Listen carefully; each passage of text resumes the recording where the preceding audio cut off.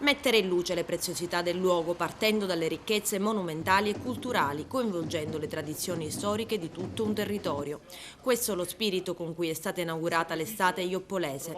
Tra le vie del paese 14 gruppi provenienti dalla provincia ed oltre, che dopo uno scambio di doni al comune hanno animato un ricco corteo storico. Ma l'estate di Ioppolo prevede un vario e vasto programma, tante manifestazioni chiamate le Notti del Gufo. Questo è il terzo anno che riusciamo a programmare le Notti del Gufo, un'idea che nasce dalla nomea un po' che il paese di Ioppolo ha, cioè un paese dei cucchi, sia per la molta presenza dei gufi attorno alla roccia, attorno a Castello, e per il fatto che gli oppolesi amano molto vivere la notte, soprattutto il periodo estivo.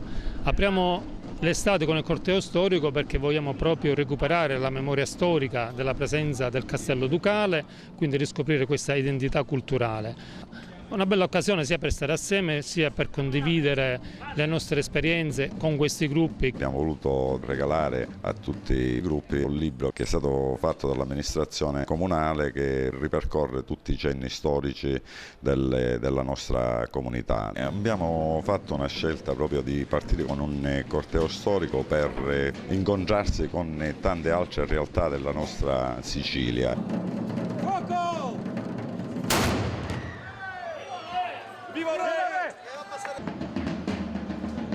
La nostra estate è caratterizzata dalla sagra del melone, dove viene dedicato ampio spazio all'area delle artigianali, all'area dell'agroalimentare, e quest'anno addirittura la sagra non è più dedicata in un solo giorno, ma saranno 3 giorni intensi e ricca di tanti eventi collaterali.